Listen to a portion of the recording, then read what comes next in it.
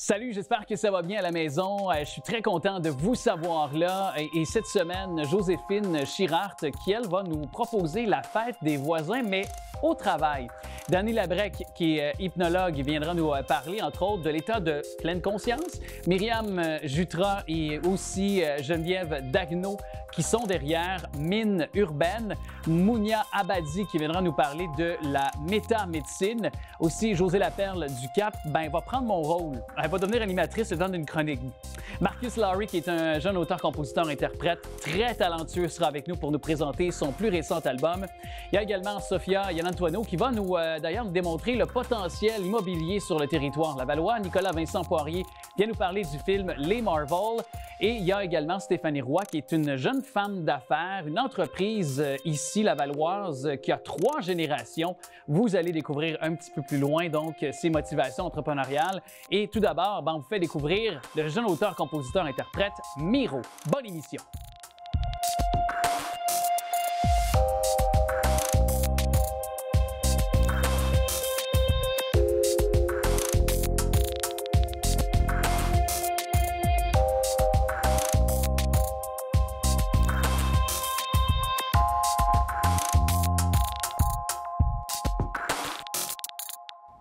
Moi, je suis fasciné par le parcours de ce jeune artiste. Il a seulement que 30 ans et déjà toute une feuille de route. Peut-être que pour vous, ça a été de connecter avec sa musique, avec Blé, et au moins une bonne dizaine d'années de ça.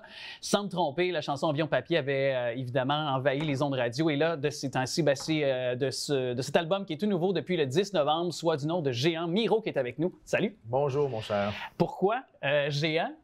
Écoute, Géant, je pense que, tu sais, moi, dans mes albums, il y a tout le temps des petits questionnements existentiels. Je pense que c'est normal là, pour des jeunes de mon âge, tu sais. Mais avec Géant, je sais pas, c'est un peu mon tiraillement d'être un peu dans une réalité où on dirait qu'on nous encourage à devenir la meilleure version de nous-mêmes constamment, tout le temps être en quête d'une autre version. Puis à un moment donné, moi, je suis comme, j'adore ça, l'évolution, tu sais, mais en même temps, je me dis, est-ce que si je suis satisfait avec qui je suis en ce moment, c'est d'invalider mon existence un peu ou c'est d'être un échec? Je suis tout le temps un peu tiraillé entre le... Un artiste. J'ai envie d'une carrière fulgurante, puis j'ai envie qu'on me sac la paix, puis d'aller vivre dans le bois tout seul, tu sais. Ouais. Il y a comme ce questionnement-là. Et de quitter la ville. C'est ça, c'est exactement de quitter la ville. Voilà, c'en est une. D'ailleurs, écoutons un extrait de cette chanson récemment sur les ondes radio qui est apparue avec Ariane Moffat. Tellement bon. On prend la fuite en pleine nuit pour pas étirer l'attente. On s'invente une nouvelle vie avant de vider nos comptes. On dévalise la penderie comme deux bandits dans la chambre. Nos valises dans le lobby, on est parti pour de bon. Dis-moi qu'est-ce qu'on attend pour quitter la ville. Dis-moi qu'est-ce que ça prend pour s'échapper de l'île. Dis-moi qu'est-ce qu'on attend pour quitter la ville. Quitter la ville. Quitter la ville. On vient de l'entendre, quitter la ville, refrain qui est fédérateur pop, mais en même temps, on en parlait tout juste dans les dernières secondes. Tu lances quand même un message à travers ça. Est-ce que c'est la pandémie qui t'a poussé un peu à te retrancher? Souvent, il y a des gens qui ont préféré retourner dans le bois, qui ont retourné en campagne. Ça a été un peu des motivations découlant de ça? Ou... Clairement inconsciemment, okay. Je pense. Mais tu sais, moi, je suis un petit gars de Granby à la base, de l'Estrie. Donc, pas pour dire que Granby, c'est la campagne ou le bois, là, mais j'ai tout le temps cette espèce d'attirance-là vers le serein et le calme. J'adore la ville pour son effervescence et tout, mais des fois, j'ai envie de me déconnecter un peu, tu sais. C'est quand même la banlieue tranquille, quand même. On va s'entendre là-dessus pareil. Là. C'est pas tout à fait la même réalité. Puis tu parlais d'un artiste que tu voulais un peu, que tu tirailles un peu, entre certaines peut-être phases de ta vie ou de ton passé, je vais le dire ainsi. Mais est-ce que c'est ça aussi qui a fait que de Sablier en 2021 à maintenant, il y a quand même, quand on l'écoute dès les premières secondes, on l'a vu avec Quitter la ville, mais on voit que tu as vraiment embrassé le pop à 100% ou presque, parce qu'avant, il y avait quand même un peu de hip-hop, un peu de rap, mouvement de musique urbaine, mais là, vraiment, on s'est tourné un peu plus vers l'évolution du son, j'ai trouvé, là, vers un côté pop. Là. C'est le tout premier, ça doit être mon 3e album, mais c'est le tout premier album que je réalise complètement. J'ai toujours co-réalisé mes autres albums avec d'autres artistes, donc il y avait toujours des influences qui n'étaient pas nécessairement les miennes, même si j'adorais ça. Là, je l'ai réalisé au complet avec mon band. Donc, c'est sûr que c'est beaucoup. J'ai l'impression que c'est un peu comme mon vrai premier album. Oui, mais justement, tu dis, je l'ai réalisé. Y avait-tu des périodes d'anxiété de savoir ce que tu faisais? Parce que je me dis des fois, justement, quand un réalisateur ou tu co-réalises, il y a toujours une autre personne pour te remettre en question, te remettre en doute, tu sais, pour te pousser plus loin. Ouais, puis te dire la pression en deux. Ouais. C'est sûr, il y a beaucoup je me suis cogné à la tête ces murs un peu, quelques questionnements existentiels ici et là c'est sûr, là, mais ça s'est bien fait. Au final, j'ai pas tant ressenti cette pression-là. J'avais juste cette envie-là, il fallait que ça sorte. Puis comme, je me suis dit, si j'aime l'album, c'est ça qui compte. T'sais. En tout cas, ça se passe très bien, mais il y a quand même des collaborateurs de choix. Tu sais, quand on parle de « OK, j'ai réalisé moi-même », mais bon, on peut dénoter quand même un de ceux qui fait les plus grosses mélodies pop au Québec du moment. Bien, deux, mais un qui me vient spontanément en tête, c'est Mike Clay. Ouais. C'est assez incroyable. On dirait que vous parliez le même langage. Simon Kearney aussi. Absolument. Deux des artistes les plus talentueux qui m'entourent. Là, selon moi, vraiment, c'est tout le temps un honneur de travailler avec eux. Mike Clay, c'est comme la deuxième fois qu'on travaille officiellement ensemble aussi. C'était une chanson qu'on avait fait en 2018 ou 2019 ensemble. On l'avait commencé, puis on a décidé de la concrétiser pour cet album-là. Simon aussi, c'est une chanson qu'on avait fait ensemble pendant la pandémie. Là, ça s'est concrétisé ici. Mais parle-moi justement de pourquoi, exemple, Someone on My Mind avec Mike Clay, c'est cette chanson-là. Est-ce que c'est né d'une coécriture ensemble? Tu sais, des fois, c'est une brosse d'un soir, puis là, finalement, on s'en va en studio, on commence à gosser sur nos instruments entre amis musiciens ou entre fabricants de beats ou des beatmakers, ou comment ça s'est fait? Bien, on s'est rencontrés dans une espèce de contexte de camp créatif à Paris, puis on n'avait pas eu la chance de travailler ensemble. Puis on s'était dit, hey, quand on vient à Montréal, on s'attrape. Là, c'est ça qu'on a fait, genre en 2019, quelque chose comme ça. OK, fait que la chanson datait quand même pas mal. Oui, c'est ça. Il y avait un noyau, il y avait quelque chose qui existait, puis on est parti de là en se disant, ben ça serait plate qu'elle reste dans un tiroir à tout jamais, cette chanson-là. Pour ce qui est de la chanson future avec Simon Kearney, est-ce que c'est un peu la même genèse? Est-ce qu'il y a un contexte particulier à cette collaboration-là qui est venue? Ou... Moi, c'est mon éditrice qui m'a mis en contact avec lui pendant la pandémie en disant, vous devriez faire une session ensemble, mais comme on était en pandémie, on a fait une session de musique en Zoom. Donc, on se donnait des idées par ordinateur, on chantait des idées, on écrivait des trucs, on s'envoyait des pistes. Puis le noyau de la chanson s'est bâti pendant la pandémie. Puis là, suite à ça, quand j'ai voulu mettre cette chanson-là sur mon album, on l'a concrétisé pour vrai. Évidemment, au moment de se parler, bon, il y a ce lancement qui s'en vient pour toi. Yes. C'est le 21 novembre, si je ne m'abuse. 22 novembre. 22 novembre, voilà. Qu'est-ce que tu nous réserves si les gens veulent assister à ce lancement-là? Ben, je vais être là avec mon band avec qui j'ai réalisé l'album. Très important de le dire. J'ai pas fait ça tout seul. C'est avec mon band qui m'entoure. On va être là. Puis l'album a été créé pour le live, tu sais. Fait que c'est l'espèce d'aboutissement ultime. Là, on va pouvoir présenter l'énergie puis ce pourquoi on a travaillé pendant les 2 dernières années devant les quelques personnes qui seront là. Ça va être à l'Esco, donc c'est un petit bar. Les places sont limitées. Puis je pense que le côté intime de la chose va vraiment faire en sorte que ça va être le party. Là. Ça sera pas pareil comme sur...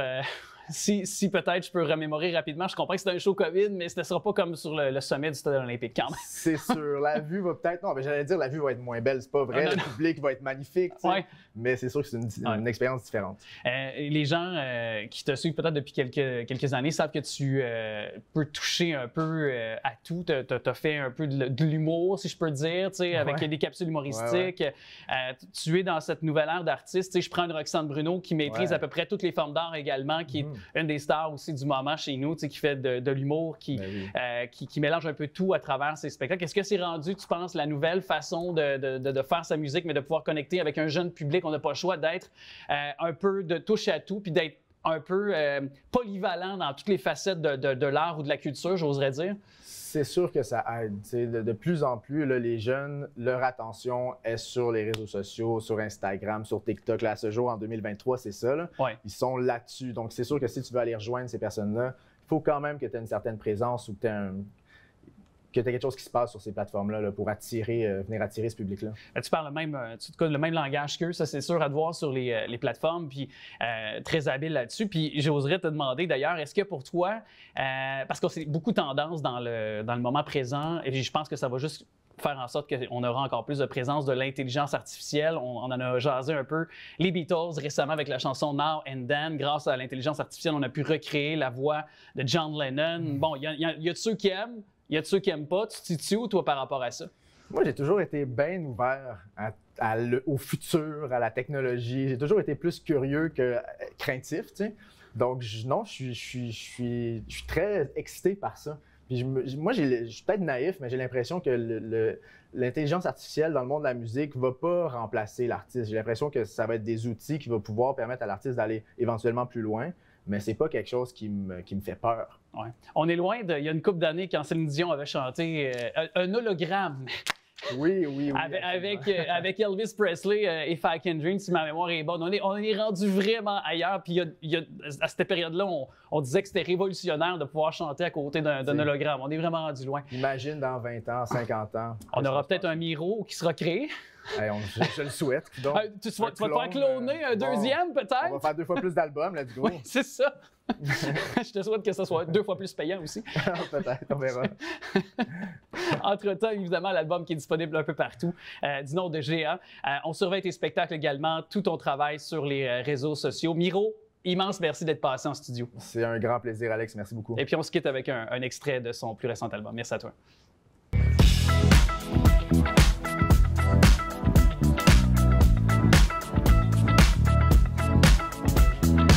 Internet, je suis into that.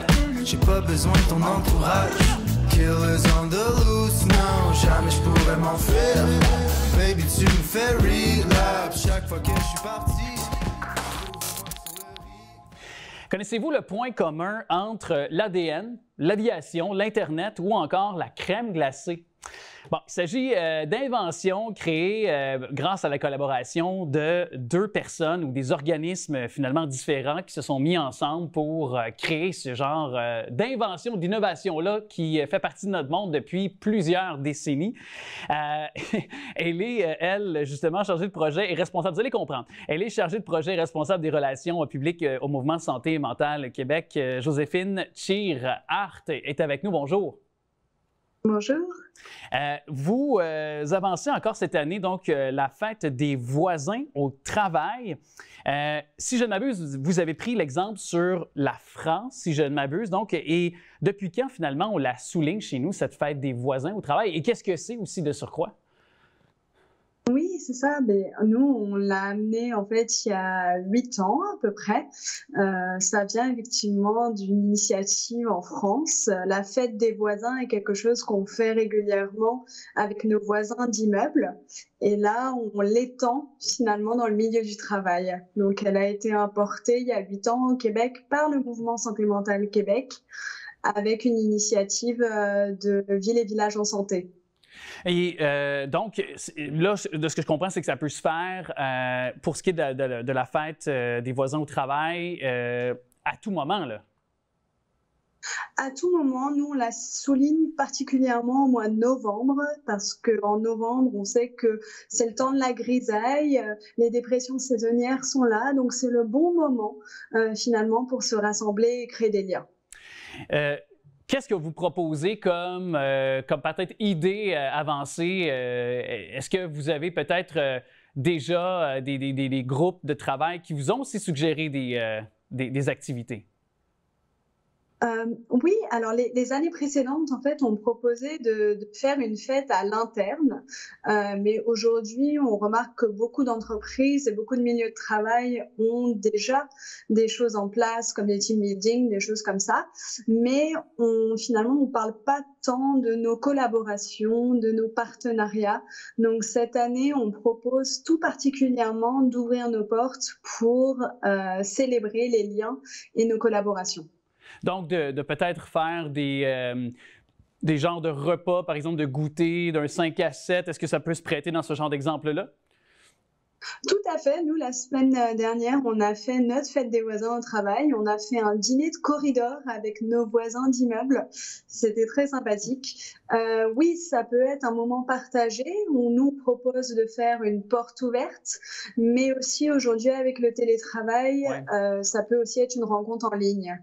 C'est ça. Et donc, de faire un Zoom peut-être comme on a fait, mais j'imagine que c'est de saluer aussi, justement, compte tenu qu'on a été un peu tous confinés, même pendant les mois qui ont suivi, on ne voyait plus nécessairement les collègues au travail. Donc, peut-être de cette façon-là, de renouer avec le plaisir de partager un lieu commun, puis d'avoir une genre de franche camaraderie ou de collégialité qui pourrait naître aussi résultat de ces rencontres-là.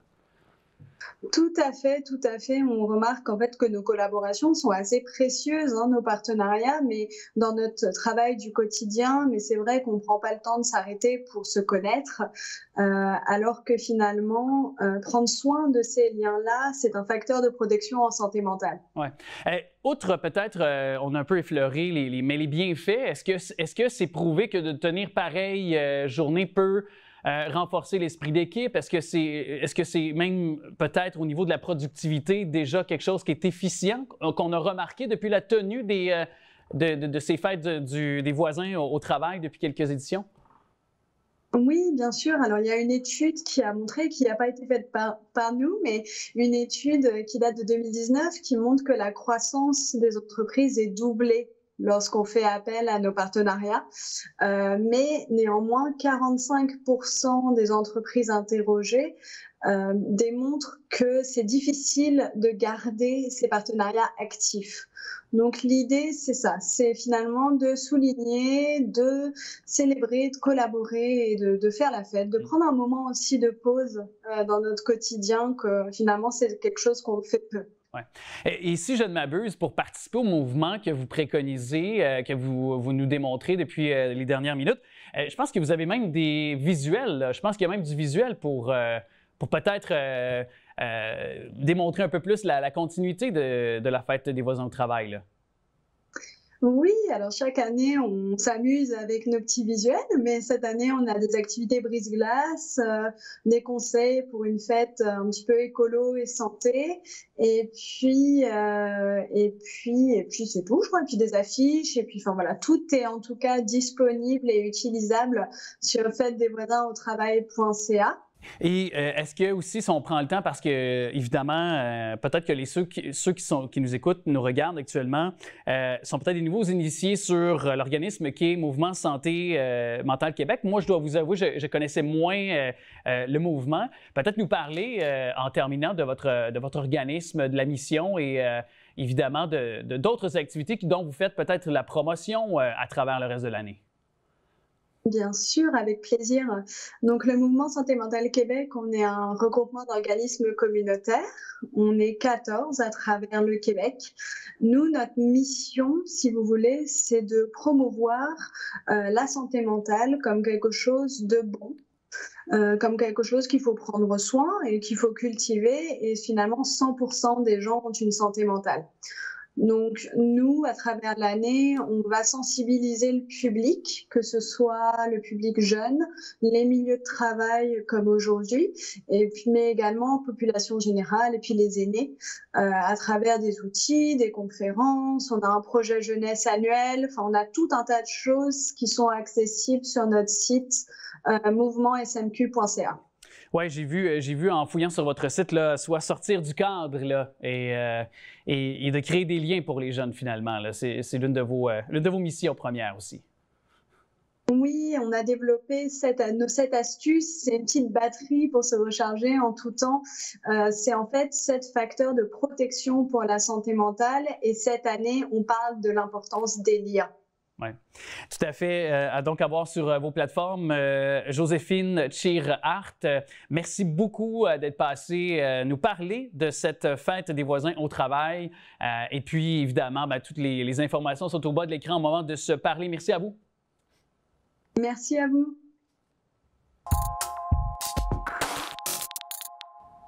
Danny Labrec est hypnologue et pratique aussi, lui, dans son quotidien, donc l'hypnose dite humaniste. Je suis très content de le recevoir à nouveau. Salut, Danny Labrec. Salut, Alex, ça va? Bien, certainement. Et je dois t'avouer que lorsque j'ai reçu ton sujet, j'étais très, très fasciné par cette première question de départ. C'est quoi un état modifié de conscience? L'état modifié de conscience, c'est vraiment ce qu'on utilise dans l'hypnose. Donc, l'état modifié de conscience, pour nous en hypnose, c'est ce qui permet d'accéder à l'inconscient. C'est-à-dire qu'on ne peut pas le faire, on va dire, dans un état normal. On compare ça à un état ordinaire de conscience. Donc, si je peux te donner un exemple d'un état, mettons, c'est quoi la différence entre un état ordinaire de conscience et un état modifié de conscience?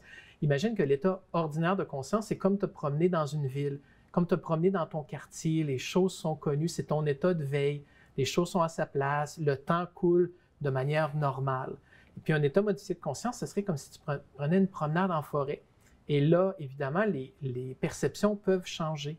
Le temps s'écoule différemment aussi. C'est sûrement déjà arrivé que le temps semble plus long ou que le temps passe trop vite. On en jase-tu? Non, on n'ira pas là, on n'ira pas là. Donc, c'est ça qui arrive. Donc, on a besoin d'accéder justement à l'inconscient et on produit, on va dire, on provoque un état modifié de conscience avec justement ce qu'on appelle l'état de transe. Puis cet état de transe-là, c'est pour vous par des méthodes. Là. Je veux dire, vous avez différentes méthodes pour peut-être l'expliquer concrètement aux gens, parce qu'il y en a qui pensent encore que c'est de l'ésotérisme, là, vos manœuvres. Là. Non, ce sont des manœuvres qui sont très, très logiques. C'est quelque chose qui fait en sorte où ce qu'on va, pour créer un état modifié de conscience, on va créer des phénomènes comme de la confusion, on va faire en sorte que la personne puisse tranquillement aller se dissocier. Donc, ça serait comme si on se parlait longtemps, puis à un moment donné, on arrête d'écouter la personne, on est ailleurs dans nos pensées.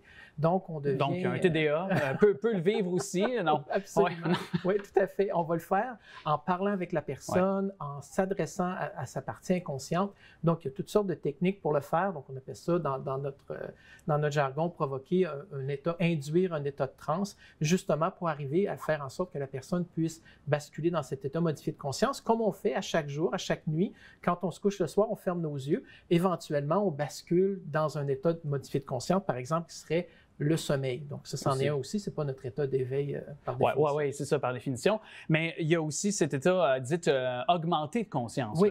L'état augmenté de conscience, ce qu'il faut comprendre, c'est que ça fait partie de la famille des états modifiés de conscience. Donc, plutôt que d'aller vers le bas, vers le sommeil ou être ailleurs dans nos pensées, là, si je reprends mon analogie tout à l'heure de la ville et de la forêt, imagine dans un état augmenté de conscience que tu es au sommet d'une montagne, tu as une perspective, c'est cet état de flow qu'on appelle en anglais, donc l'état où tout coule de source. C'est les états aussi qu'on a, des gens qui sont dans une grande spiritualité, on appelle ça des états d'éveil, qui sont là comme si ils étaient hyper présents à l'expérience qui est là. Et ça aussi, ce n'est pas un état normal du quotidien de tous les jours, à moins d'être quelqu'un qui a atteint cet état-là permanent. On ne se promène pas dans la rue comme ça, donc on le fait.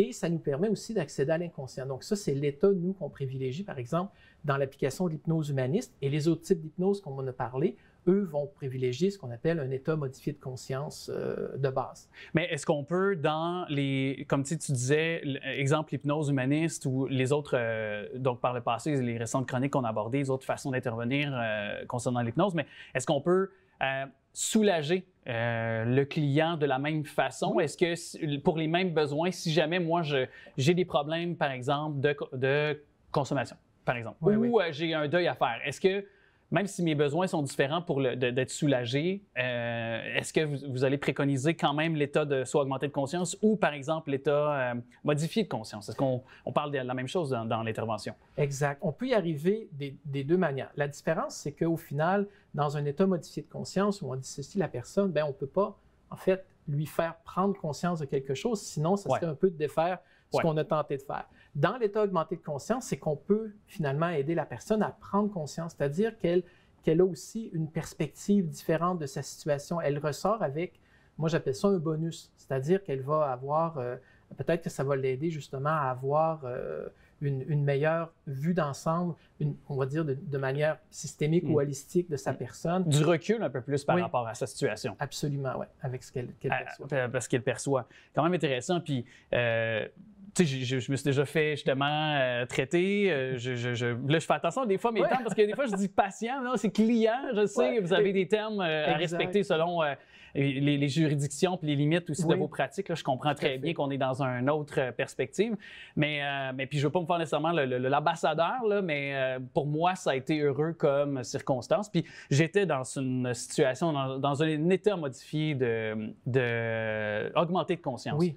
Augmenté de conscience. Et pour moi, j'ai toujours quand même gardé mes repères, dans le sens que j'ai quand même toujours resté bien à terre, dans le sens que je savais clairement qui j'étais, où j'étais, pourquoi j'étais venu, par exemple, consulter. Donc, tu sais, j'ai quand même jamais quitté non plus là, la pièce, entre guillemets, je vais dire ça comme ça, ou mon environnement où j'étais. Puis ça, c'est important peut-être de rassurer les gens. Là. Oui.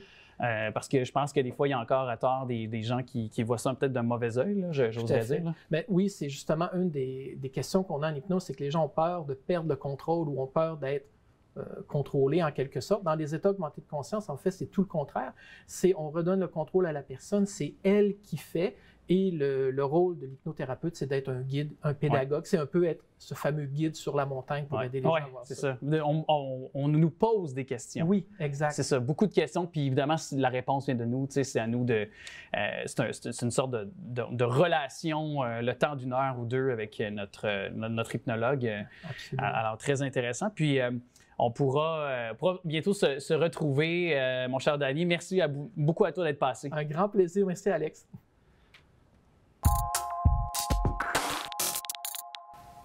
L'organisme Lavallois Mine Urbaine qui lance une campagne de financement participatif pour un projet d'espace de création là, collaboratif. Et j'ai avec moi les 2 cofondatrices, 2 co-directrices également.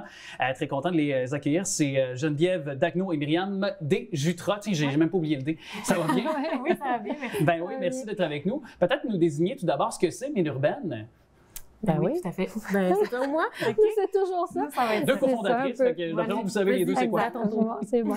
Ben, Mine Urbaine, en fait, c'est un centre intégré en éco-design. C'est un organisme, en fait, à but non lucratif, qui essaie de mettre ensemble toutes les activités qui sont vouées à la valorisation des matières, en partant d'un magasin du réemploi jusqu'en allant à des pôles de recherche sur des matières qui sont, qu'on appelle orphelines, qui n'ont pas de débouchés en ce moment. Okay. Quand on parle de matières orphelines, on parle de quoi, par exemple, pour situer les gens? Bien, en fait, avant les matières orphelines, là, nous, dans le fond, les matières qui nous intéressent, en gros, c'est aussi les encombrants. Fait que c'est tout ce qui est mobilier, articles de maison, articles de cuisine. Outils, jouets, un peu ce qu'on retrouve dans une ressourcerie. Là, exactement. Ouais.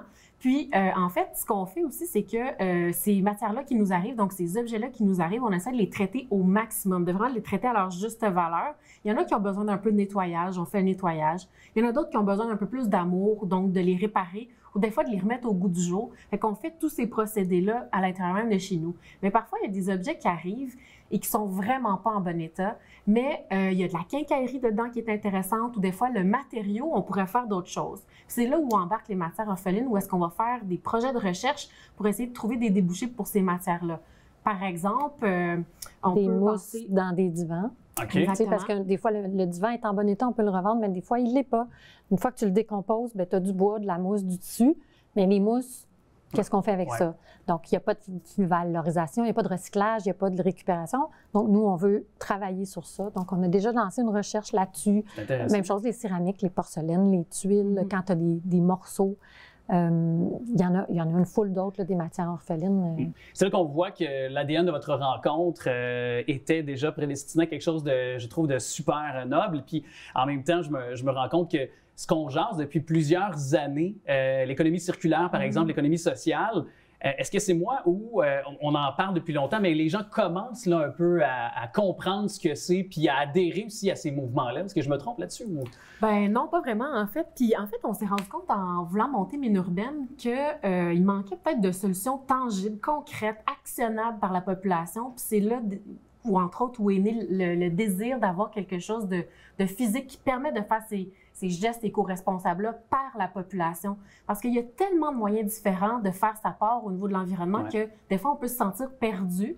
Mais là, nous, en fait, c'est une solution qui vient carrément même, disons, compétitionner avec l'achat du neuf. Bien là, on va vers l'achat du réemploi. Puis il y a tellement de beaux items qu'on retrouve là, dans ce qu'on récolte. Là, c'est hallucinant. Surtout qu'on arrive dans un espace-temps où il y aura beaucoup de magasinage. Là, veux pas, là, on approche du temps des fêtes tranquillement. Les gens font de l'achat, les emplettes du temps des fêtes. Fait que je trouve que c'est une belle aussi façon de le présenter à cette période-ci. Puis en même temps, je pense que les gens, justement, vous l'avez dit, mais souvent se disent ben, pourquoi moi, mon petit geste ferait la différence? Parce que je sais que de toute façon, je ne veux pas être fataliste, mais il y en a qui pensent ça. Ils disent de toute façon, on s'en va dans le trou, on s'en va vers la fin de notre ère, puis le réchauffement climatique, c'est inévitable. Il y en a qui se disent ça, mais je pense que c'est des initiatives comme les vôtres, puis je ne veux pas non plus être flagorneur, mais je pense que c'est le cas. Je pense que ça prend des initiatives comme les vôtres pour donner une impulsion à des gens, puis de leur donner aussi une inspiration pour le faire. Je ne sais pas si vous voyez ça. J'imagine un peu du même avis, mais quand même. Le départ, c'est ce qu'on pense. Le départ de notre idée, c'est aussi de dire, ben comme si moi, je veux poser un geste à Laval facilement, éco-responsable, c'est difficile pour moi de le faire, ce geste-là. Tu sais, si je veux me débarrasser d'un meuble, ben, je fais quoi? Je le mets aux encombrants, puis l'encombrant, il s'en va à l'enfouissement. Mais si je veux pas le mettre en l'enfouissement, il faut que moi, je fasse l'effort de le vendre, d'entrer en contact avec des gens. Alors, c'est cet effort-là qu'on veut comme enlever aussi, puis permettre de rassembler tout dans un même lieu. Ça a un effet aussi de créer un intérêt. Certainement. Puis on pense aussi, beaucoup de gens nous disent, ah, mais le recyclage, c'est pas vrai ou ça marche pas, tout ça. Mais dans l'économie circulaire, le recyclage, c'est le dernier de la boucle. Fait que il est temps qu'on se penche sur les autres façons de faire de l'économie. Donc, Je pense que c'est tellement le temps. Puis non, mais j'aime ça. Moi, ça me ravive à l'esprit que, justement, il y a encore des endroits au Québec où il n'y a pas encore la récolte de choses putricibles qu'on appelle le bac brun. Là. Il y a encore des endroits, il y a encore certaines régions qui, malheureusement, ne sont pas dotées de ça. Je pourrais vous en parler de certaines, dont la Mauricie. Ça, c'est une autre chose, qui est ma région natale. Mais quand on a commencé le projet, ici, il n'y avait pas non plus d'éco-centre à Laval.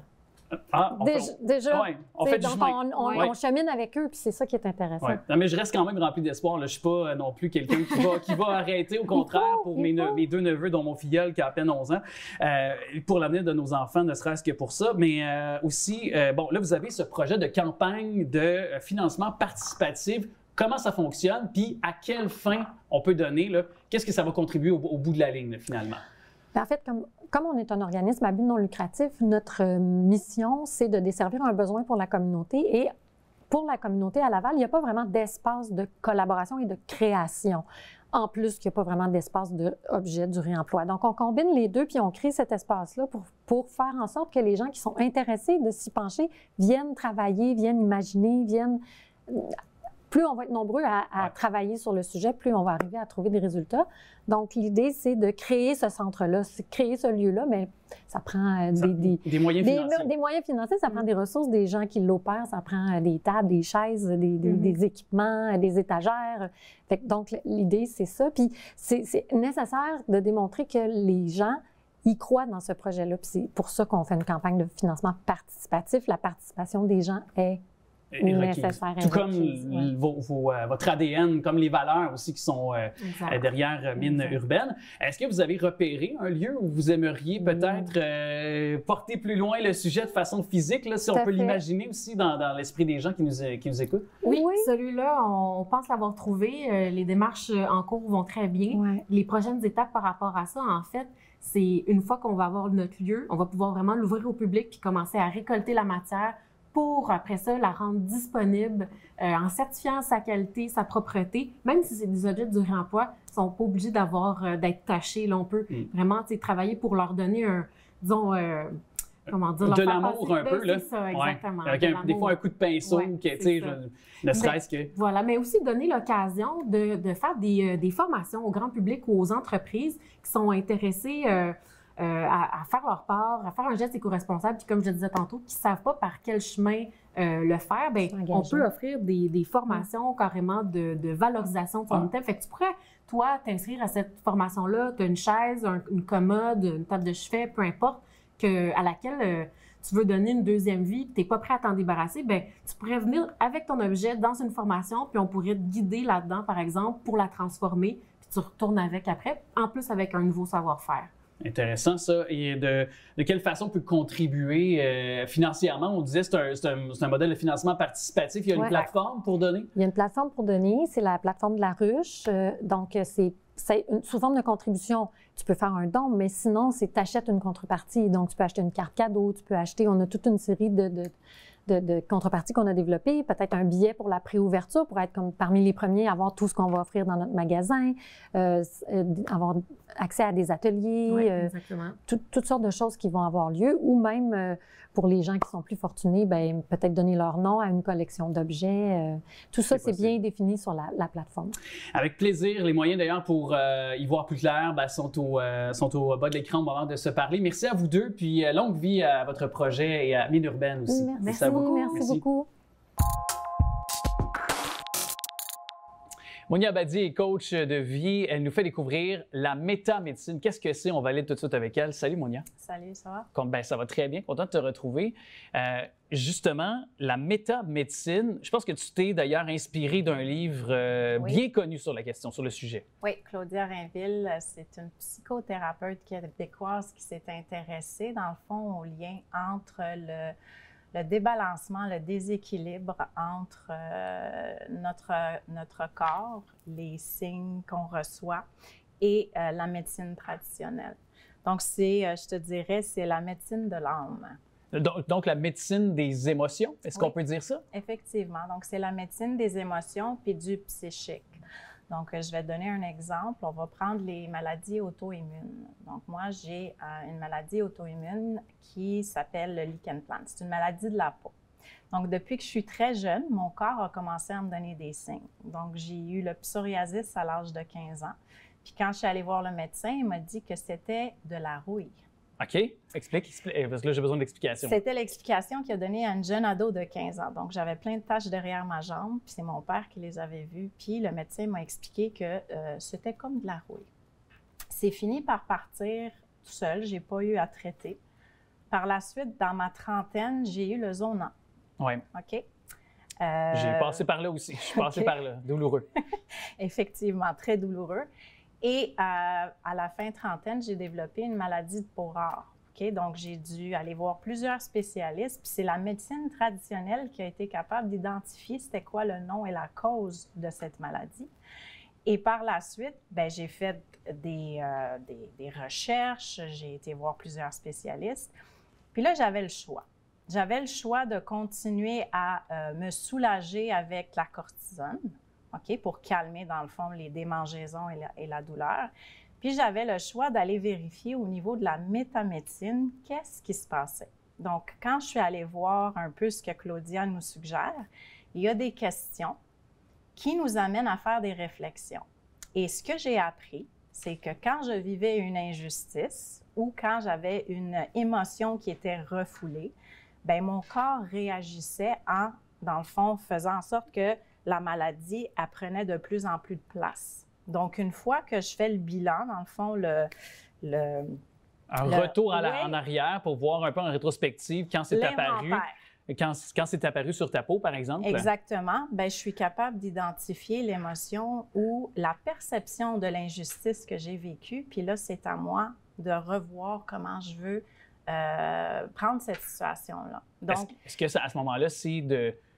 J'oserais pas dire parce que ce serait maladroit de dire, puis grossier de dire de mieux gérer tes émotions, mais ce serait peut-être de mieux canaliser d'abord tes émotions. Est-ce que c'est ça? Voilà, exactement. C'est de mieux canaliser les émotions puis pas de les laisser prendre trop de place. Donc, une fois que tu identifies qu'est-ce qui s'est passé, récemment, c'est revenu. Ça faisait 3 ans que j'avais pas eu de plaque et récemment, c'est revenu et rapidement, j'ai été capable d'identifier la situation où est-ce que j'avais vécu, par exemple, la perception d'une injustice et par la suite, dans le fond, ça s'est calmé. Tandis qu'avant, quand je ne comprenais pas le lien avec la métamédecine, je laissais prendre de l'ampleur et ce que ça faisait, c'est que ça devenait de plus en plus présent. Et en même temps, ce que j'ose dire, parce que pour toi, c'était sur la peau, donc quelque chose qui est visible, apparent, mais en même temps, sur le plan de la santé mentale, ça doit apporter aussi... une sorte de perte d'équilibre aussi, une perte d'équilibre émotif. Oui. De ne pas se montrer, de ne pas exposer. Les gens me demandaient c'est quoi, là, il fallait que je leur explique tout ce qui était derrière ça. Mais c'est d'accepter que mon corps réagit de cette façon-là, de l'accueillir, puis de lui dire merci pour le message que tu es en train de me transmettre. Je vais prendre soin de moi, je vais prendre soin de soit l'émotion ou le refoulement que je suis en train de faire en ce moment, puis de mieux, comme tu dis, vivre la situation qui arrive. Donc, c'est de l'auto-guérison, si je peux dire. Effectivement. Donc, elle en parle beaucoup. C'est une façon de s'auto-guérir ou de sortir d'une maladie plus rapidement. Donc, c'est des belles prises de conscience à faire, puis ça nous redonne dans un certain sens le pouvoir, puis de se dire, j'ai été capable complètement de l'enlever, cette maladie apparente de mon corps, mais je reste sensible à ce que quand j'ai des signes, bien, d'en prendre soin. C'est ça, puis d'accueillir la fragilité ou la limite, des fois, parfois, de certaines... d'accepter nos limites, ni plus ni moins, je pense aussi. C'est toujours par rapport à nos limites. Puis je pense que c'est important de dire que on n'enlève pas la médecine ou la science. Là. Je veux dire, c'est pas de balayer du revers de la main ce qui est la science ou les médecins là, qui peuvent nous donner justement des diagnostics clairs. Là. Tout à fait. Puis c'est à cause du diagnostic que j'ai été capable d'identifier, dans le fond, les questions à me poser et par la suite faire le travail nécessaire. Et si je choisis d'aller vers la médecine traditionnelle puis d'utiliser des médicaments ou des crèmes, bien, j'ai la possibilité de le faire, mais je choisis plutôt d'aller voir à l'intérieur de moi qu'est-ce que je peux faire pour aider, dans le fond, la cause, sans nécessairement avoir besoin d'avoir recours à tout ce qui est médical si je choisis de ne pas le faire. C'est le choix libre de chacun, finalement. Tout à fait. Et une question qui peut paraître peut-être bête, mais est-ce que ça va bien maintenant? Est-ce que depuis justement cet état de conscience, est-ce que pour toi, il y a un bel équilibre dans ta vie qui fait que les occasions où il y avait des réactions, c'est de plus en plus minime ou de plus en plus... La plaque est toujours là, donc c'est une plaque qui est sortie. Par contre, dès que j'ai une émotion un petit peu forte, donc elle rougit. Okay. C'est phénoménal comment le corps est fait. Et le système immunitaire, il est fait pour quoi? Il est fait pour nous protéger d'une infection ou d'une maladie. Donc, si mon système est défaillant, c'est parce qu'il y a un déséquilibre. Donc, je le sais. Quand je vois que la plaque, elle devient plus rosée, ça veut dire, OK. On prend un moment de recul, on se calme. Exactement. C'est ça. Exactement. Puis, on peut parler des malaises aussi. Donc là, je viens de parler d'une maladie, mais ça s'applique aussi à un malaise. Donc, malaise, je vais te donner un exemple concret. Quelqu'un qui a un coup de fatigue qui vient de nulle part pendant la journée, OK? Généralement, s'il se pose la question, il vient de vivre ou elle vient de vivre une situation qui a fait en sorte que son énergie, elle a baissé. Donc, je ne parle pas de quelqu'un qui a dormi 2 heures, puis là, il se réveille le matin, puis il est fatigué. Je te parle vraiment d'un coup de fatigue inexplicable dans la journée. Si on fait l'inventaire puis on se pose la question, ça se peut que juste avant le coup de fatigue, il y a eu une situation qui nous a un petit peu contrariés. Intéressant. Puis je savais évidemment qu'on allait se parler de ce sujet-là. Puis il y a Hippocrate qu'on connaît. Hippocrate, évidemment, nos médecins doivent... ce serment Hippocrate, évidemment, qui est resté même à travers l'histoire. Et Hippocrate le disait, puis je vais le citer. C'est pas moi, je suis pas assez brillant. Il disait « Si tu es malade, cherche d'abord ce que tu as fait pour le devenir. » Voilà. Donc, c'est correct. On a un malaise, une maladie, un diagnostic. Maintenant, est-ce qu'on peut choisir d'aller faire un petit inventaire à l'intérieur de nous et s'aider à l'auto-guérison avec l'aide, toujours, comme j'ai dit, de la médecine traditionnelle, mais c'est un excellent complément.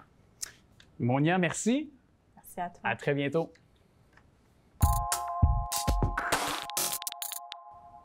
Là, je me fais prendre à mon propre jeu, je vais le dire comme ça, parce que là, on inverse les rôles dans cette chronique aujourd'hui avec Josée Laperle, qui est directrice générale du Centre d'assistance et d'accompagnement aux plaintes chez nous, donc en territoire lavallois. Salut, Josée. Allô, allô. Donc là, je ne sais pas dans quoi je m'embarque, mais je te laisse les rênes de cette conversation. Bien, ça fait déjà quelques fois qu'on se voit, là. Je pense que tu as déjà acquis certaines connaissances. J'espère. En matière de santé. Donc, c'est ce que je vais tester avec toi aujourd'hui, puis avec les téléspectateurs aussi, naturellement. Donc, on va se concentrer, si tu le veux bien, sur le transport ambulancier. Oui. Donc, on risque tous, un jour ou l'autre, d'avoir affaire aux ambulanciers. Parfois, c'est un peu à notre surprise, quand on a besoin. Donc, petite question, vrai ou faux, oui ou non. Les réponses, c'est oui ou non, ou vrai ou faux. On garde ça simple. OK. Puis, surtout dans mon cas, là, mais c'est ça, il faut garder ça simple tout le temps, tout le temps, tout le temps. C'est pas trop compliqué, non, ça va. Ça. Puis si jamais il y a des mauvaises réponses, ça va me faire plaisir là, de donner la bonne information. Okay. Est-ce que tu es prêt? Je suis prêt tout le temps. Excellent. On se commet, c'est le temps. Donc, au Québec, le transport ambulancier est gratuit. Non. C'est une bonne réponse. Effectivement. Et je gagne un T-shirt. Faut que les usagers, les patients, les citoyens comprennent que le transport ambulancier n'est jamais gratuit. Donc, au Québec, présentement, là, le tarif de base, c'est de 125 $ par transport, puis il y a un tarif de 1,75 qui s'ajoute du kilomètre. Donc, il va y avoir certaines particularités, mais de manière générale, si vous embarquez dans une ambulance, vous allez assurément recevoir une facture. Une facture. Exact. Est-ce qu'on sait pourquoi? Tu sais que c'est pas greffé, je veux pas te prendre à contre-pied, mais est-ce qu'on sait pourquoi que c'est pas par le régime d'assurance maladie aussi qui est pas comptabilisé dans ce qu'on paye annuellement aussi? Ou... Bien, encore une fois, il faut que les gens comprennent que même s'il y a un tarif, il y a quand même une partie qui est couverte par l'État. Donc, c'est quand même un tarif qu'on peut dire préférentiel, mais c'est parce que c'est un service qui est quand même assez dispendieux, puis dont on veut aussi contrôler l'utilisation. Ouais. Puis souvent, bien évidemment, c'est des compagnies privées qui assurent aussi le transport, là, si je ne m'abuse, c'est ça? Effectivement, surtout en région. Ouais. Par contre, pour ce qui est de Laval-Montréal, c'est vraiment Urgence Santé là, qui dessert l'entièreté des services. Oui, bien sûr. OK. Je suis prêt pour la prochaine. Deuxième question. On va voir, j'ai 1 à 1 pour l'instant. Ben là, je ne le dirai pas, il y avait un petit élément de réponse dans ma réponse précédente. OK. Pour les résidents du Québec, il existe des programmes de gratuité. Pour les résidents du Québec. Faites-vous répéter la question, comment on va dire? Pour les résidents du Québec, il existe des programmes de gratuité pour le transport. Je dirais oui, là. Je dirais qu'il en existe, effectivement. Bien, effectivement. Premièrement, il faut voir avec nos compagnies d'assurance. Parfois, quand nos assurances privées, bien pas parfois, dans la grande majorité des cas, les assurances privées vont couvrir en tout ou en partie là, le transport par ambulance. Mais il y a aussi certains ministères ou d'autres organismes qui vont prendre en charge le transport ambulancier. Par exemple, la CNSST, si c'est dans le cadre d'un accident de travail. Donc là, c'est sûr que l'employé n'aura pas de frais. Ou la SAQ, si c'est dans le cas d'un accident de la route. Okay. Ou encore là, il va y avoir des gratuités. Il y en a d'autres qui existent aussi. Hein? Le transport ambulancier est gratuit pour les personnes qui ont plus de 65 ans. Donc ça, c'est une bonne chose à savoir. Pour les bénéficiaires de l'aide sociale, pour les anciens combattants, puis aussi pour les Autochtones. Donc, il y a quand même, pour plusieurs statuts de citoyens, là, des programmes de gratuité. On est chanceux quand même. C'est là qu'on se rend compte au Québec là, de se doter d'un système de santé comme celui-là, puis avec justement certaines gratuités, ou du moins, comme vous avez dit, des populations des fois qui sont peut-être plus vulnérables aussi. On parle des personnes âgées aussi, là, donc on a quand même recours à des services exact, comme celui-là. Pour pas qu'ils s'empêchent d'utiliser ce service-là puis qu'ils mettent en danger leur santé. Aussi. Inutilement. Alors, je vous laisse... Autre te laisse continuer. Autre question, troisième question. Les ambulanciers ne peuvent pas m'amener contre mon gré dans un hôpital. Je pense que c'est vrai, ça. Est-ce que c'est vrai? C'est vrai et faux. Il y avait une petite poigne, là. Oui, il y avait une petite poigne dans celle-là. C'est vrai et faux. Donc, j'ai 1,5 point.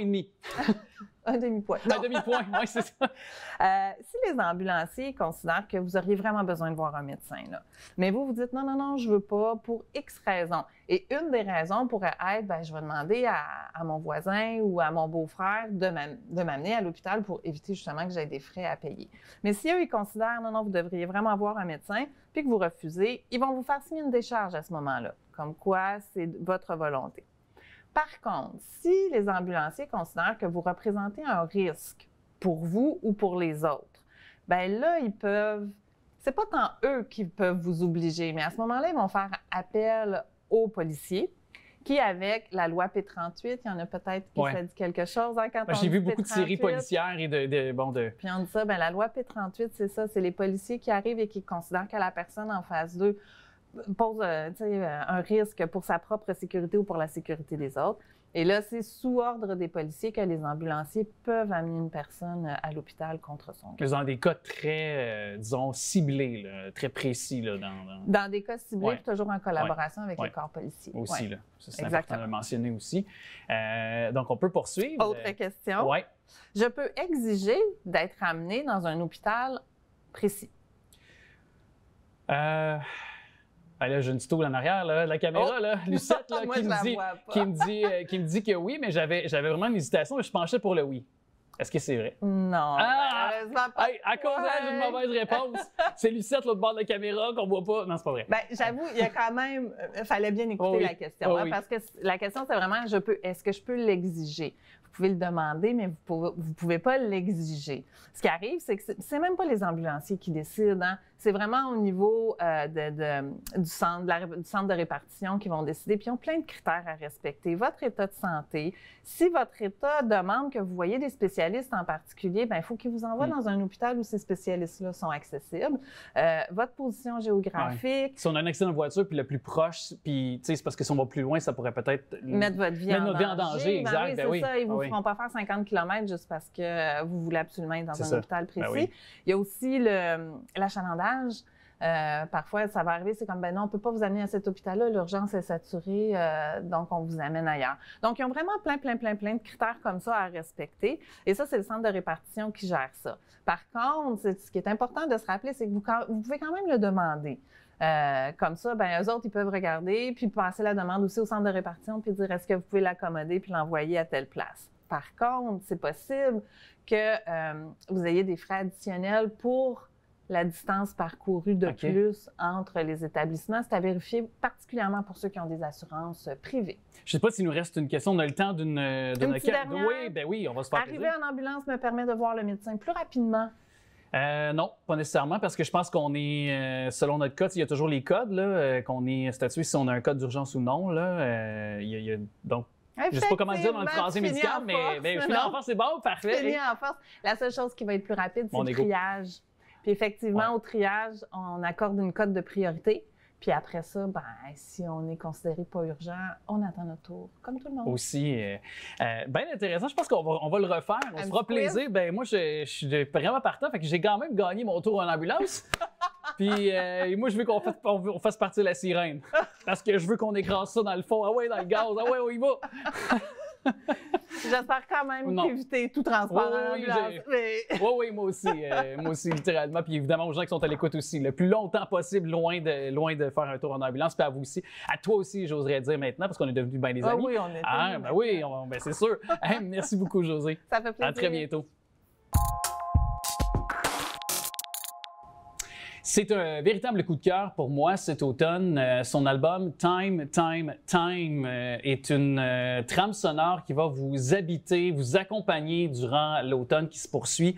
C'est l'auteur-compositeur montréalais qui est avec moi, c'est Marcus Lawrie. Salut Marcus. Salut Alex. Tellement heureux de te retrouver, pour vrai, de t'accueillir dans cette émission-là. Je l'ai dit, mais pour moi, tu es un de mes coups de cœur musicaux de cet automne. Merci, c'est vraiment fin. Pourquoi Time? Dans le processus de faire le disque, j'ai comme rapidement compris que le concept s'orientait autour de mon anxiété puis ma phobie de ma gestion du temps puis de mon obsession un peu sur les détails puis les choses qu'on aime qui malheureusement restent pas toujours là où je voudrais qu'ils soient. Ça ne sont pas permanents. Est-ce qu'on parle de ça? Si je me permets d'entrer dans la porte que tu m'as présentée, le cadre de porte, il est là. Si j'ouvre pas la porte, je vais passer à côté de plein de belles réponses que je pourrais peut-être avoir. Mais est-ce que c'est la perte d'un être cher? Est-ce que c'est la perte d'une relation amoureuse? Est-ce que c'est ce genre de réflexion-là? C'est même pas relié à un événement. Je pense que c'est un peu dans ma personnalité. Puis quand il est venu le temps d'écrire des tunes, des textes, c'était le sujet qui sortait. Ouais. Parce qu'on voit dans, évidemment, tes intentions, autant sur le plan des textes que la musique, il y a un genre de, pour moi en tout cas, de mélancolie qui se dégage aussi de ta poésie, de la musique aussi qui va de pair avec. Est-ce que c'est ce que tu écoutes qui influence ton choix musical également, tes choix artistiques aussi qui te guident? Sans doute, certainement. Toute la musique... je veux dire, je pense que je suis attiré vers un certain type. Cet album-là est influencé par un certain type de musique qui est peut-être mélancolique ou dramatique. Parce que c'est comme un film, j'ai l'impression, que j'écoute. Il y a comme chaque film, chacune des 9 chansons a son propre scénario, si je peux dire. Oui. Oui, clairement, je pense que tu le vois de la bonne façon. Puis on a essayé même de construire l'entièreté des 9 chansons comme un peu un livre, comme chaque chapitre qui ont un peu leur narratif fait pour l'écoute en continu plutôt, peut-être, favorisé par l'écoute en continu plutôt que l'écoute aléatoire. Ouais. Mais... C'est ce que j'aime de nos jours, parce qu'on perd justement c'est un peu comme le faisaient les Beatles, comme le faisaient d'autres, tu sais, ces albums qu'on ouvrait, qu'on pouvait aussi, chacune des chansons, écouter. Il y avait un fil conducteur. Il fallait vraiment écouter chacune des chansons pour nécessairement comprendre la continuité de l'histoire, chaque virgule finalement, chaque subtilité également. Évidemment, c'est riche sur le plan musical. Les gens vont le découvrir, mais arrangement de cordes notamment. Ouais. Parle-moi de ce choix-là, de côté esthétisme musical, parce que ce que j'ai trouvé aussi, c'est qu'il y avait un bel équilibre entre... il y a un équilibre entre l'espace donné aux mots, mais aussi avec la musique. Hmm. Ça, c'est pas banal comme choix, j'ai trouvé. Ah, wow, merci. C'était dans mes considérations. Je viens d'un bagage plus instrumental. J'ai fait un disque instrumental avant, puis j'ai une formation jazz. Fait que jusqu'à ce projet-là, j'ai plutôt été dans les projets instrumentaux où je jouais la musique instrumentale. Puis quand est venu le temps de vouloir faire un projet de chanson, ce qui m'intéressait, c'était d'essayer justement de trouver une façon d'imbriquer le côté instrumental, le côté ambiant de la musique que j'aime, puis de trouver un équilibre justement avec la chanson. Est-ce que maintenant, tu te définis davantage après l'écriture des chansons, après le résultat que tu nous présentes aussi aujourd'hui? Tu dis, j'ai principalement fait des musiques instrumentales. Est-ce que maintenant, tu te définis davantage aussi comme un interprète plus qu'avant? Parce que est-ce que tu peux te considérer maintenant comme ça? Tu as plus confiance en toi sur ce plan-là? Je sais pas. Ça change de jour en jour. OK. Ah oui? Ben, il y a des jours où je trouve que je suis plus guitariste que d'autres. Puis on dirait que dernièrement, avec le disque, je me sens plus réalisateur parce que ça a pris un gros chapeau. Je pense que je sais toujours pas quel est mon titre ou le meilleur titre à me donner maintenant, mais j'ai hâte de voir où je vais aller. Puis peut-être qu'un jour, je serai plus assis sur un titre. Ben, tu as collaboré avec Belle Grandfille, artiste quand même, elle aussi qui est en émergence, qui aussi attire les oreilles beaucoup ces temps-ci également. Quand tu écris pour d'autres ou quand tu collabores avec d'autres, est-ce qu'il y a, par exemple, si je parle de cette rencontre-là, particulièrement avec Belle Grandfille, est-ce que ça t'a un peu inspiré aussi pour toi donner du recul aussi sur ton matériel à toi? Certainement. C'est beaucoup plus facile de travailler sur la musique des autres que sur la nôtre. La légende est vraie. Acte d'humilité. Oh, mon Dieu. Mais oui, travailler avec Belgrand pour les intimes, ça m'a vraiment aidé à non seulement découvrir un peu comment les disques sont faits, mais comment les idées sont amenées dans les différentes étapes du processus jusqu'à la fin. Puis qu'est-ce qui se traduit mieux, dans le fond, quand vient le temps d'être en studio, mais aussi de matériel brut, là. Si je te dis Joe Grass, oui, tu me dirais quoi? J'adore. Je suis fan. Je suis privilégié, je suis chanceux d'avoir pu travailler avec lui. Qu'est-ce qu'il t'a apporté? Mon Dieu, tellement de confiance, tellement de... Il l'a bien dit récemment, on en a parlé, puis son rôle, c'était plutôt de m'apaiser en me disant « Hey man, it's good. Don't, you know. » Stresse pas, ça va bien aller, ça va bien, puis... Puis ça fait du bien d'avoir quelqu'un en qui tu as confiance, que tu admires, que tu respectes musicalement, qui te dit « Yeah, c'est cool, man, c'est bon. » Moi, je trouve ça vraiment bon. Fait qu'arrête de t'en faire. Il y a une chose que je ne pouvais pas, parce que c'est la première fois qu'on se rencontre, et je le dis pour le bénéfice des gens qui nous regardent actuellement. Ta présence est comme ta voix. C'est apaisant. Ah, merci. Il y a une continuité dans ta personnalité vocale, ça te correspond, je trouve, dans ton ADN, dans la vibration que tu émets, ou peu importe, appelle ça comme tu veux, mais je trouve que ça va de pair avec... et c'est pour ça que tu incarnes bien ton son aussi, je trouve. Parce que je pense que ça vient de toi, ça vient de... Je trouve que non, mais pour vrai, depuis quelques minutes, là, on se parle. On a pu évidemment le faire un peu en amont avant d'être devant les caméras. Et je trouve que tu as ça une force, quelque chose. Ton charisme, appelle ça comme on veut, mais il y a quelque chose qui est une belle continuité de ce qu'on discute depuis tout à l'heure. Puis il y a cette pièce Rosie sur l'album qui ouvre d'ailleurs. Exact. Parle-moi de cette chanson-là parce que en plus tu vas l'interpréter dans les prochaines secondes. Est-ce que c'est une ancienne amoureuse? Est-ce que ou ton amoureuse actuelle? C'est inspiré d'une histoire vraie. C'était à l'époque un poème que j'avais écrit en français. Ah, ça fait longtemps. Puis quand il est venu le temps de recueillir les textes ou de commencer avec des petits brouillons d'inspiration pour cet album-là, j'ai revisité ce poème-là que j'ai traduit en anglais puis adapté. Fait que c'est adapté, donc c'est pas exactement la vraie version. Peut-être un fait vécu, c'est romancé un peu, ou du moins... de le mettre en format chanson aussi, de l'adapter pour que ça soit universel, puis que ça soit quand même inspiré de quelque chose dans lequel je peux piger pour m'exprimer. Donc, c'était facile quand même de livrer une émotion à travers l'interprétation parce que ça venait quand même un peu de toi à travers si on peut dire. Là. Yeah. Oui. Il n'y a rien de facile. Non, c'est sûr. Et d'ailleurs, pour ceux qui vont écouter ton album, évidemment, tu as choisi davantage de t'exprimer en anglais. Est-ce qu'il y a une raison aussi pour ça, peut-être? Je me dois te poser la question, mais c'est inévitable chez nous avec notre réalité aussi au Québec. Mais est-ce que pour toi, il y avait peut-être une raison particulière derrière ce choix-là? Je pense que mon identité artistique, mes parents ont toujours été très encourageants dès mon jeune âge. M'ont encouragé, m'ont toujours laissé être créatif. Puis mon père est artiste visuel et c'est je pense, de son côté de la famille qui... son père à lui était peintre et je pense que c'est une longue lignée d'artistes dans le milieu des arts. Parce que je considère que ma mère est artiste, même si elle n'est pas nécessairement dans le milieu des arts, mais à sa façon. Fait que quand j'ai grandi, j'ai écouté beaucoup de musique anglophone. Fait que je pense que mon côté anglophone artistique est relié peut-être au nom de mon père, donc j'ai pris le nom de mon père pour ce projet-là et c'est venu naturellement de chanter en anglais. Très intéressant et je te laisse t'installer parce que tu as apporté pour le plus grand plaisir de nos oreilles, de nos yeux dans les circonstances aussi. On peut t'entendre. Donc, tu as choisi de nous interpréter Rosie. Rosie. Yeah.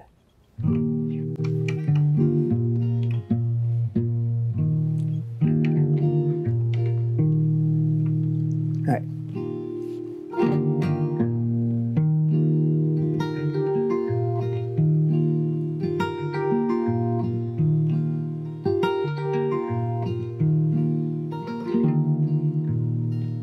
On a branch from the soul tree,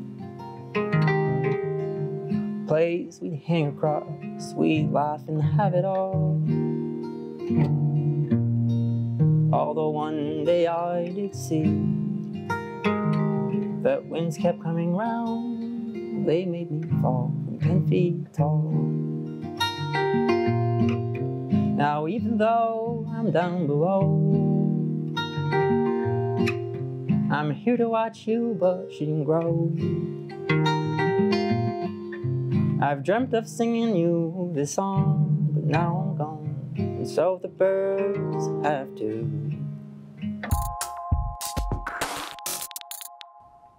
Sophia Yanantuano, qui est courtier immobilière, est avec nous. Salut! Allô? Tu as l'envie de nous faire découvrir des maisons de différents horizons sur le plan financier, mais aussi d'architecture encore. Puis c'est ici chez nous à Laval, mais elles ont tous un point en commun. Elles sont sur le bord de l'eau. Exactement. Donc, c'était important pour moi j'ai dit, tiens, on dirait dernièrement, les gens me disent, je cherche un bord de l'eau, j'aimerais ça un bord de l'eau. Puis là, j'ai dit, surtout qu'on a plein de rivières chez nous, Rivière-des-Millers, Rivière-des-Prairies, donc plein de lieux où on peut trouver des bonnes affaires, j'imagine, quand même des maisons pas si chères. Exact, c'est ça qui m'a surpris parce que là, j'ai dit, évidemment, quand des gens ils cherchent un certain produit, là, je me mets à la recherche au complet et profondément et je vais regarder les différents budgets parce que des fois, c'est surprenant. Sur le bord de l'eau, c'est pas aussi homogène, on va dire, qu'un nouveau quartier qui a été rasé puis c'est toutes des maisons modernes. Donc, je trouve que c'est beau parce que ça a sa distinction, le bord de l'eau. Oui, puis il y a même des bienfaits, je pense. Tu sais, quand on pousse un petit peu plus loin, il y a évidemment, la vue, déjà, ça peut être splendide, d'avoir accès à un plan d'eau aussi pour nos sports nautiques ou autres, mais il y a quand même des bienfaits pour l'être humain d'être sur le bord de l'eau. Oui, mais d'ailleurs, c'est pour ça qu'on recherche toujours à aller sur la plage. Tu sais, on est fatigué, on dit « j'ai besoin d'une vacance sur la plage ». Donc, l'eau, c'est prouvé scientifiquement, elle a vraiment des avantages pour nous. Puis c'est pour ça qu'inconsciemment, on recherche toujours à être au bord de l'eau. Ou bien même si on écoute des chansons ou de la musique de yoga, il y a souvent cet aspect-là de musique parce que juste le son de l'eau, ça nous fait plus zen. Exactement. Puis quand c'est pas l'eau, c'est la forêt, c'est quelque part un endroit pour pouvoir réfléchir ou faire la contemplation. Tu as des maisons à nous présenter. Je ne sais pas par quelle tu veux commencer. Est-ce qu'on commence par celle d'Auteuil, peut-être? Ou oui, évidemment, ça serait un bon choix. On pourrait commencer avec celle d'Auteuil. Puis comme tu as dit tantôt, c'est toutes des maisons sur le bord de l'eau. Mais là, je voulais pas limiter cette... Des fois, les gens vont dire, bord de l'eau, là, tout de suite, ils passent ching-ching, ça va être dispendieux, c'est pas un budget pour moi. Donc, j'ai cherché des maisons qui sont pour un petit peu tout le monde. Donc, on part d'un prix qui est moins élevé à plus élevé. Plus élevé. Oui. Puis il y a un aspect, par contre, là, tu disais, je pense, c'est important d'aller, concernant la localisation, là, aiguille-moi, là, mais je pense qu'il y avait quelque chose par rapport à ça. C'est très important quand on fait n'importe quel achat d'une propriété, mais encore plus au niveau du bord de l'eau. Parce que si on est dans une zone inondable, ça ne veut pas dire qu'il faut tout de suite dire non, cette maison-là ne m'intéresse pas. Il faut faire plus de recherches. Donc, il faut regarder le certificat de localisation. Il faut aussi regarder au niveau de l'urbanisme de la Ville de Laval et voir c'est quoi les risques que j'ai. Si elle est en zone inondable ou non, finalement. Oui, puis si elle est dans une zone inondable, c'est quoi que je peux faire pour pas être inondée si jamais cette maison-là, elle est. Parce qu'il y en a qui sont dans des zones inondables, mais sont tellement surmontées qu'ils n'ont jamais été inondées. Donc, sur Centris, souvent, on va voir maison dans zone inondable, mais n'a jamais été inondée. Quand même, toujours bon de valider quand même, puis je veux pas non plus pointer du doigt les propriétaires, mais parfois, vaut mieux les pousser plus loin, d'aller voir auprès de l'urbanisme de la ville. On va avoir peut-être plus de données que de se fier seulement qu'aux vendeurs, là, pour se protéger. Là. Oui, absolument. Puis des fois, les vendeurs sont même pas au courant. T'sais, ils vont pas dire « Ah, ben non, j'ai jamais été inondé ici », mais on ne sait jamais. Il faut toujours aller, comme tu as dit, pousser un petit peu plus loin, puis pour s'assurer. Oui. Ouais. Cette première maison, donc, c'est dans le secteur Auteuil. Maison qui semble quand même assez abordable. Ben, tu sais, puis sans juger l'état des lieux, mais quand même. Puis on est sur le bord de l'eau. Oui, on est à Auteuil, on est sur la terrasse La Motte. Sur le bord de la rivière des Mille-Îles, donc. Oui, exactement. Donc, on regarde un 599 900. Donc, c'est quand même un prix qui est abordable pour un bord de l'eau. Son terrain est quand même une bonne grandeur. On parle de 5200 pieds carrés, donc c'est pas énorme non plus. Puis il y en a qui aiment ça quand c'est pas énorme parce que justement, c'est moins d'entretien.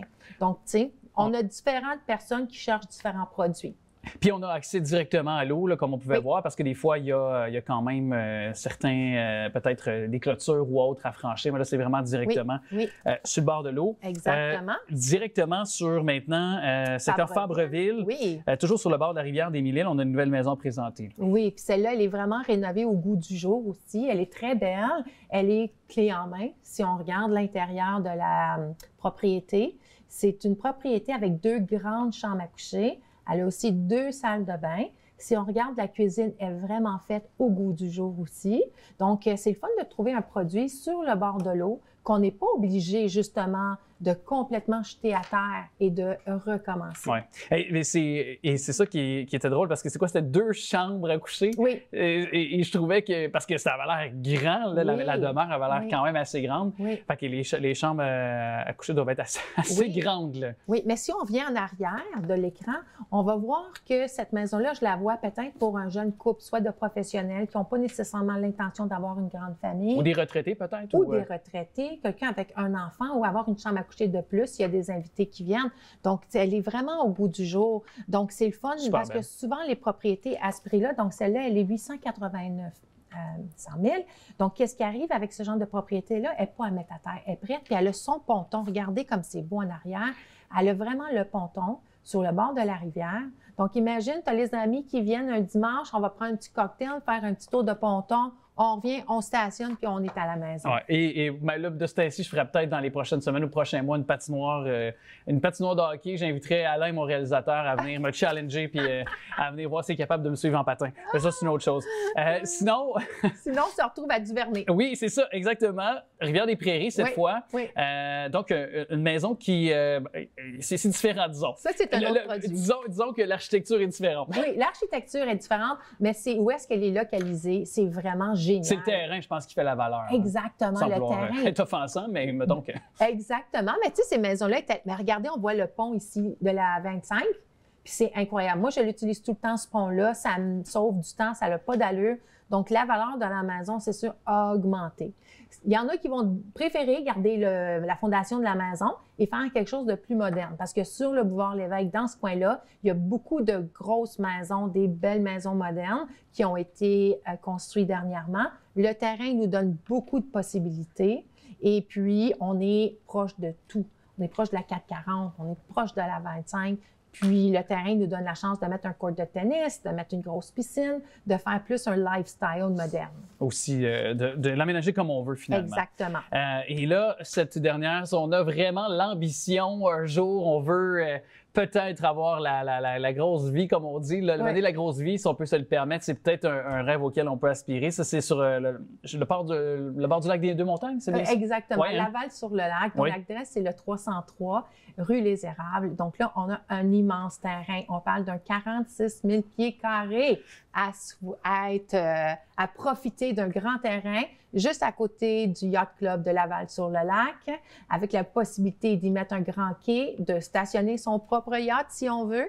Tout fait avec des... C'est beau, hein? C'est merveilleux. C'est chic. Donc, c'est sûr qu'ici, le propriétaire qui va acheter cette demeure a deux choix de conserver, parce que ça, c'est un joyau vraiment avec du marbre importé de l'Europe.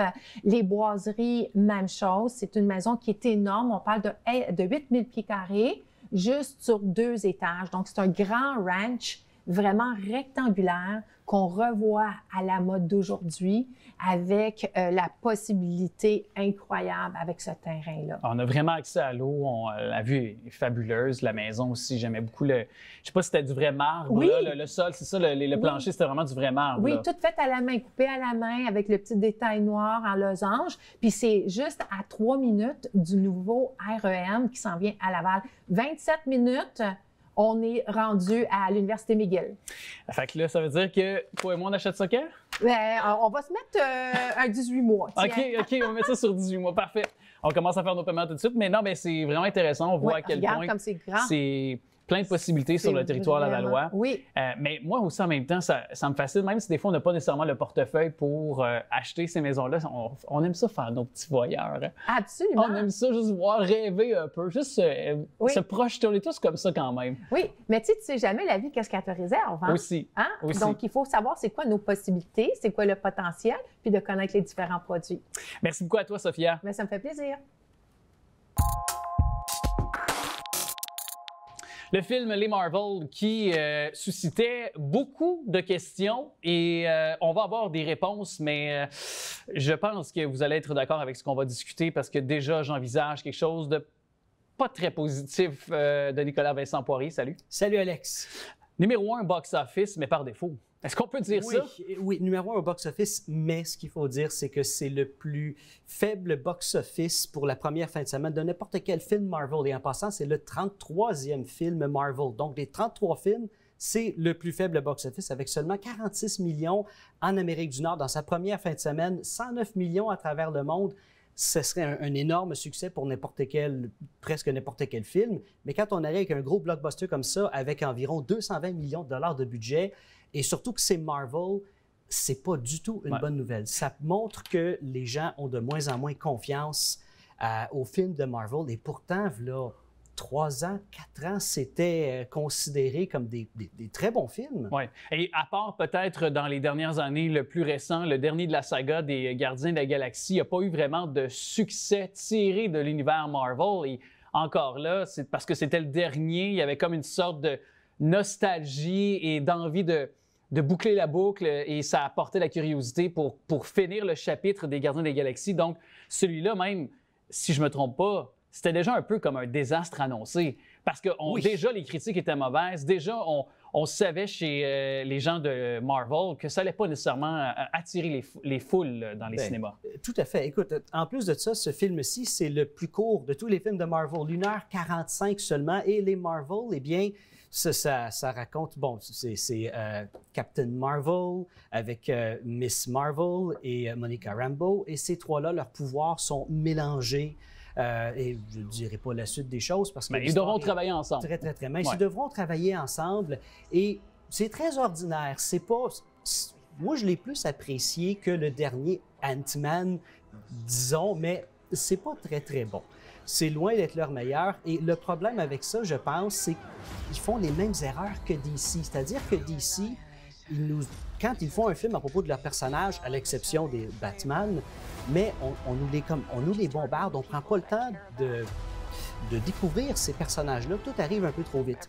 Et dans ce cas-ci, ce que Marvel faisait avant, ils ne le font plus là, parce que Captain Marvel, on ne l'a pas vu très, très souvent. Oui, il y a eu un film d'elle en 2019 et maintenant il y en a un deuxième là, mais on ne la connaît pas tant que ça comparé à Black Widow. Pourquoi est-ce qu'on a tué son personnage dans Endgame? Pourquoi est-ce qu'on ne l'aurait pas laissé plutôt survivre? Parce que c'est un personnage important et le public est attaché à elle et ça prend du temps s'attacher à un personnage. Et là, on nous présente un film avec 3 personnages qu'on n'a pas eu le temps de s'attacher tant que ça, à mon avis. Non seulement ça, mais pour être capable de suivre ce qui se passe là-dedans, il faut avoir vu les 33 films Marvel, ainsi que toutes les téléséries qui ont été faites pour Disney+, dans le seul et unique but de fournir du contenu pour une plateforme qui est plus ou moins capable de compétitionner avec Netflix. Et tu l'ouvres tellement cette porte dans ce que tu viens de dire, parce que aussi, c'est de voir donc les autres films, les autres séries pour comprendre la continuité, donc ce film-là. En même temps, on est dans un espace-temps autre, toujours dans cette espèce de temps qui n'est pas au moment présent. Donc, si tu n'as pas suivi ne serait-ce que d'autres récents chapitres de l'univers Marvel, tu es tout déboussolé, tu ne comprends peut-être pas non plus la présence de certains personnages. Et est-ce qu'on peut ajouter aussi que Nick Fury est là un petit peu de façon accessoire dans le film? Oui, non seulement ça, Alex, mais il est heureux dans ce film-ci. Pour ceux qui ont vu la télésérie Secret Invasion, il n'est pas du tout heureux à la fin. Je veux juste dire ça comme ça. Mais pourquoi est-ce que il est si différent que ça? Eh bien, c'est qu'à la base, ce film-ci devait sortir avant la série Secret Invasion. Et bon, ils ont dû changer ça de place dans leur horaire. Donc, pour ceux qui l'ont vu, la télésérie, c'est un peu étrange de voir tout à coup Nick Fury comme... Tout est beau, la vie est belle, comme si rien de tout ce qui s'est passé avant serait arrivé. Donc, c'est un peu étrange là-dessus. Et c'est un autre problème, c'est qu'à un moment donné, quand tout est très, très bien coordonné au niveau de tel contenu doit sortir avant celui-là, si quelque chose arrive, eh bien, ça peut tout débalancer. Et c'est ce qu'on est en train de voir là. Et heureusement ou malheureusement, pour la prochaine année, en 2024, le seul film qu'on va voir du MCU, c'est Deadpool. Donc, le MCU prend une petite pause. Fait que tu es en train de me dire que ça vient débalancer tout l'espace-temps temporel? Peut-être. Peut-être. Peut-être. Peut-être que Kevin Feige a un petit peu de la misère à dormir ces temps-ci. Mais est-ce qu'il y a aussi la perte de certains éléments de Marvel? Il y en a qui sont allés chez DC. On peut penser à James Gunn. Oui, Guardians of the Galaxy. C'est ça, exact. Est-ce que ça peut... peut-être pas pour celui-là, mais à certains égards de d'autres projets Marvel, avoir atténué la qualité aussi. Pas juste, évidemment, le nombre de produits ou le nombre de films. À un moment donné, on dilue peut-être la qualité, la pertinence, mais est-ce que ça peut avoir joué ultimement sur le résultat aussi? Disons qu'il faut des architectes de cet univers-là à long terme. Il ne faut pas juste Kevin Feige. Ce que Marvel fait, c'est qu'il engage des jeunes réalisateurs, réalisatrices qui viennent du milieu un peu plus indépendant pour donner une certaine profondeur au film. Ils laissent une autre équipe diriger tout ce qui sont les scènes d'action. Et ce qui est une très bonne idée, sauf qu'à un moment donné, il faut garder les gens dans l'équipe. James Gunn, lui, il avait fait des films avant, oui, mais rien de l'envergure de Guardians of the Galaxy. Donc, il faut garder quelqu'un comme lui. Qui comprend la recette Marvel. C'est ça, qui comprend la recette Marvel. Donc, ça, c'est un des problèmes de Marvel. En tout cas, je pense qu'on le sent, là. Il y a un essoufflement, tu l'as dit. Je pense que Deadpool demeure un de ces films avec le côté irrévérencieux qui va sans doute plaire. J'imagine qu'on mise là-dessus pour relancer en quelque sorte ou sauver un peu le paquebot qu'est Marvel, justement. C'est ça. Bien là, il y a en plus, tu vois, oui, on mise là-dessus, mais bon, c'est sûr que la grève des acteurs a fait en sorte qu'il y a beaucoup de films qui ont été repoussés à 2025. Sinon, il y aurait eu beaucoup de films qui seraient sortis en 2024. Mais en même temps, c'est pas une mauvaise chose. Peut-être que ça va leur permettre d'aller en reshoot et d'arranger un petit peu les choses. Parce que là, en plus, un autre problème, c'est l'acteur Jonathan Majors. Bon, il y a eu des accusations contre lui. On ne sait pas ce qui va arriver, mais s'il est reconnu coupable, eh bien, ça ne m'étonnerait pas du tout que Disney lui montre la porte tout simplement, et avec raison s'il est reconnu coupable. Mais lui, il ne faut pas oublier, il interprète Kang, qui est censé être le nouveau méchant de Marvel, celui qui va remplacer Thanos. Donc, c'est ce qu'on met en place depuis quelque temps déjà, depuis la première saison de Loki. Donc, qu'est-ce qui va arriver maintenant avec tout ça? Eh bien, heureusement, Marvel va avoir le temps, et je te dirais que le court terme, on ne verra pas tant que ça des gros changements. C'est vraiment le long terme que je pense l'avenir de Marvel va se décider parce que ce qui est sûr au moins, c'est que Deadpool, je parie ça, il va faire $1 million au box-office. $1 milliard, excuse-moi. $1 million que je dis là. $1 milliard oui, au box-office. Oui, certainement. Mais en tout cas, ce que j'ai hâte et ce que je suis content, parce qu'on va finir avec ça rapidement, mais avec la signature, il y avait eu les scénaristes. Maintenant, c'est réglé avec les acteurs, les actrices. Et des films comme Dune, qui devaient sortir cet automne, qui avait été reporté et reconduit pour ce qui est du début du printemps prochain, la fin de l'hiver, de Denis Villeneuve, va sortir enfin. Alors ça, je me réjouis par contre de voir que les films qui avaient été déplacés, bien là, pourront sortir aussi parce qu'on dans un scénario où on n'avait pas toujours d'arrangement, de règlement, ça aurait pu encore malheureusement prolonger l'attente. De certains films attendus comme Dune de Denis Villeneuve, voilà. Bien, tout à fait. C'est que avec la grève des acteurs, ce qui se passe, c'est qu'il ne peut plus faire de promotion. Et on le voit là, entre autres, avec The Marvels, à quel point c'est important d'aller faire de la promotion dans les émissions de télé, partout. Les talk shows américains, par exemple. Les talk shows américains, exactement. Donc, si les acteurs, les actrices ne peuvent pas faire leur promotion, eh bien, on voit, c'est peut-être une des raisons aussi pourquoi The Marvels a un aussi faible box-office dans sa première fin de semaine. Nicolas Vincent-Poirier, merci. Toujours intéressant de t'entendre. Merci. Merci, Alex. C'est deux jeunes femmes inspirantes. On est rendu notre 3e génération pour cette entreprise qui a pignon sur rue chez nous, dans Fabreville, à Laval, la boîte à fleurs, même une nouvelle division depuis quelques temps avec les sœurs Marie-Ève Joly et Stéphanie Joly qui est avec nous pour nous faire découvrir justement de plus près la boîte à fleurs. Salut Stéphanie. Bonjour, enchantée. Bien, enchantée, content de t'accueillir avec nous. 3e génération pour la boîte à fleurs. Pourquoi avoir repris peut-être cette entreprise, puis pourquoi cette passion des fleurs pour toi? Bien, si on retourne en arrière, en fait, c'est ma grand-mère qui a fondé en 1966. Donc, si on se rappelle, c'était assez audacieux dans ces années-là d'ouvrir son entreprise. Par la suite, c'est ma mère qui a pris la relève et j'ai grandi dans cette entreprise-là. Tu sais, je me faisais garder petite à la boîte à fleurs et ça m'a toujours passionnée, ça m'a toujours intéressée. À 5 ans, je pense que je savais que je ferais ça plus tard. Je faisais des petits arrangements, je voulais vendre ça aux clients, donc c'était mignon, mais c'était pas vendable. Donc, on a décidé, là, pour moi, de poursuivre des études et tout, puis j'ai pris la relève là, avec ma sœur officiellement cette année. Donc, en 2023, nous sommes maintenant copropriétaires. Pour ma sœur, elle, ça a été tout autre. Elle, c'était la restauration qui l'intéressait. Elle a été longtemps directrice de salle à manger au Menu Plaisir dans le Vieux-Sainte-Rose. Et quand elle a eu son premier enfant, bien là, la restauration de soir et tout dans les grands restaurants, c'était plus très accommodant pour la jeune famille. Donc, nous, en même temps, au Fleuriste, on avait une vieille serre de plantes tropicales qui était désuète, qui n'était vraiment plus éco-énergétique. Donc, il a fallu qu'on sache qu'est-ce qu'on allait faire avec cet espace-là du Fleuriste. Et ma sœur, qui se cherchait un petit peu, qui voulait plus aller en restauration, on a décidé de mixer nos deux passions. Donc, avec cet espace-là, qui était la serre, on a décidé de construire l'espace gourmet.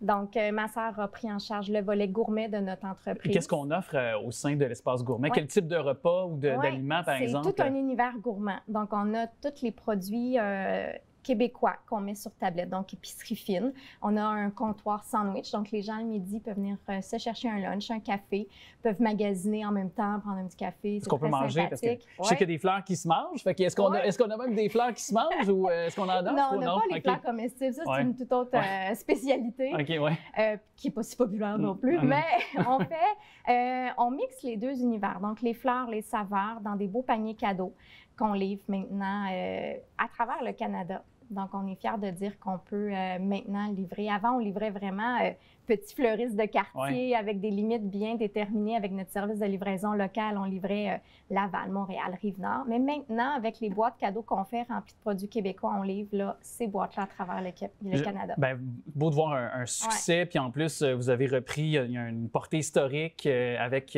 votre grand-mère, votre mère aussi par la suite. Puis je trouve ça le fun aussi d'avoir une entreprise aussi avec des femmes. Il y a ce côté-là également qui continue dans la filière des femmes chez vous. et j'ai le goût de vous poser cette question-là spontanément, mais quelle est la fleur préférée d'une fleuriste? C'est une excellente question. J'ai un penchant pour la renoncule. OK. Donc, c'est une belle fleur délicate qui dure longtemps, qu'on voit beaucoup au printemps, mais maintenant qu'on importe puis qu'on est capable d'avoir à l'année. Mais elle est à son plus beau au printemps. Ouais. Qu'est-ce qu'on ne sait pas du métier de fleuriste et qui peut-être est insoupçonné, mais qu'on devrait savoir, nous, les gens là, qui est à l'écoute, là, quand on va chercher nos fleurs là, chez vous, par exemple? Là, il y a énormément de travail. Derrière un bouquet de fleurs, c'est particulier de voir à quel point les gens ne pensent pas tout l'amour qu'un bouquet de fleurs mérite. Et souvent, quand on affiche des postes de fleuristes, je reçois beaucoup de CV de monde qui disent « Oui, mais moi, j'aime ça, les fleurs. Ah, mais moi, je jardine. Moi, je serais vraiment bonne fleuriste. » Attends, là, c'est un DEP, c'est 9 mois. Il y a beaucoup de techniques à savoir, beaucoup de dextérité à développer. Et que ce soit du moment où ce que nous, on reçoit les fleurs en boutique, donc elles ont voyagé, elles ont été déshydratées, il faut les réhydrater, il faut les nettoyer. Quelles fleurs on nettoie, de quelle façon. Donc, il y a tout ce procédé-là de mise à l'eau qu'on appelle. Ensuite, il y a tout le procédé de création du bouquet. Donc, comment le fabriquer, quelles fleurs on mixe. Il y a des fleurs qui ne se mixent pas bien ensemble. Ensuite, comment on l'emballe, Donc, c'est tout un long processus de faire un bouquet de fleurs qui se livre jusqu'au client. Donc, on est une belle grande équipe. On est une vingtaine à la boutique qui travaille. Et la réaction, j'imagine que vous le faites aussi à travers, puis peut-être ça paraîtra cliché de mentionner ça, mais ultimement pour le sourire ou l'attention que la personne qui va recevoir cette pensée de la part de son conjoint, de sa conjointe, peu importe quelle est la raison d'offrir un bouquet. Mais j'imagine qu'ultimement, c'est de penser à ça, de se mettre dans l'état d'esprit de cette personne qui va recevoir le bouquet. Parce que je pense que je connais personne qui n'aime pas recevoir un bouquet. Ça fait tellement plaisir. Exact. Donc, que ce soit là, un bouquet de fleurs, des produits gourmets, le mix des deux. Quand on a fait nos boîtes cadeaux, on les a choisies, on a fait imprimer nos boîtes au Québec, un beau, tu sais, la boîte que les gens reçoivent par la poste, il y a un beau motif de verdure sur le dessus. Ils ouvrent la boîte, il y a un petit autocollant, il y a du papier, il y a une décoration, il y a tout cet emballage-là qui est soigné pour que quand les gens ouvrent leur boîte qu'ils reçoivent ou déballent leur bouquet de fleurs, ce soit rempli de petites attentions. Tu sais, on veut que ça fasse un wow. Ouais. Donc, ça, pour une naissance, un deuil, il y a des entreprises là, qui nous commandent des fleurs ou des boîtes cadeaux pour souligner plein de moments de vie, dans des années de service, quelqu'un qui a perdu, un employé qui a perdu un proche ou une nouvelle naissance. Là. Donc, il y a plein de façons de célébrer. Et je pense que même vous avez été lauréat d'un prix l'an dernier, là, pour, précisez-moi, là, mais dans un gala. Oui. Exactement, c'était Francine, ma mère, donc Francine Lucas-Joly, qui était propriétaire à l'époque, qui a gagné le prix Femme d'affaires du Québec dans la catégorie Entreprise à propriété féminine de l'année au Réseau des femmes d'affaires du Québec. Et là, encore, sur le plan local, je pense quoi, le 30 novembre prochain, vous êtes finaliste? Oui, dans la catégorie commerce de détail de l'année au Dynamis, organisé par la Chambre de commerce de Laval. Ce sera ma dernière question, mais quand même, j'ai beaucoup d'amis entrepreneurs, de femmes qui m'ont dit que, bon, malgré l'avancement, malgré, bon, on est davantage dans une société égalitaire maintenant, mais veut pas dans le monde des affaires, il y a encore un petit peu parfois des portes à défoncer, le fameux plafond de verre là, qu'il faut défoncer. Est-ce que vous l'avez senti à certains égards? Est-ce que vous avez même peut-être des conseils à donner aux femmes qui désirent se lancer en affaires? On l'a jamais vraiment senti de notre côté. On est dans je suis née de femmes entrepreneurs de 3e génération, donc pour moi, ça n'a jamais été une limite. On travaille principalement avec des femmes. Les femmes, nos employés sont entièrement fixés. À part nos 2-3 libraires. Ouais. Mais c'est toutes des femmes, donc on évolue bien dans ça. Puis je suis beaucoup impliquée au Réseau des femmes d'affaires du Québec, donc mon réseau est beaucoup entourée de femmes, donc j'ai pas l'impression d'être dans un boys club ou d'avoir à faire ma place. Donc non, ça va très bien. Puis peut-être des fois la façon de s'entourer peut aider, mais mais vous avez été, dans votre parcours, vous avez été bien entouré. Donc, est-ce que ce serait peut-être, en terminant sur peut-être un mot de la fin en se disant de savoir bien s'entourer comme vous avez eu la chance d'avoir, mais ceux qui n'ont peut-être pas nécessairement cette opportunité-là de peut-être choisir des bonnes personnes autour d'elle, finalement. De ne pas hésiter, oui, effectivement. Merci beaucoup. En tout cas, meilleure des chances pour le gala le 30 novembre prochain. À découvrir, en tout cas, un succès en affaires de Marie-Ève et de Stéphanie Joly qu'on recevait sur la boîte à fleurs. Puis on va aller chercher nos fleurs chez vous. Merci beaucoup. Ça fait plaisir. Merci. Bonne journée. Voilà, c'est ce qui complète cette émission. Vous pouvez rattraper toutes nos entrevues et nos émissions aussi sur YouTube. Faites aussi entendre vos commentaires, vos suggestions. C'est possible de le faire sur notre page Facebook. Aussi, vous pouvez nous retrouver sur le tvrl.ca. Je veux remercier tous les artisans de cette émission, Simon, Daniel, Yannick, également Jacques, Alain, la réalisation, Lucette et également Normand. Je veux aussi remercier Sophie à la recherche et vous pouvez nous appuyer de très belle façon en vous procurant votre carte de bingo. Tous les dimanches, on joue ensemble dès 9h30. C'est 3 500 $ à gagner cette semaine, dont 2 300 $ pour la carte pleine. Je vous remercie d'avoir été là. À très bientôt.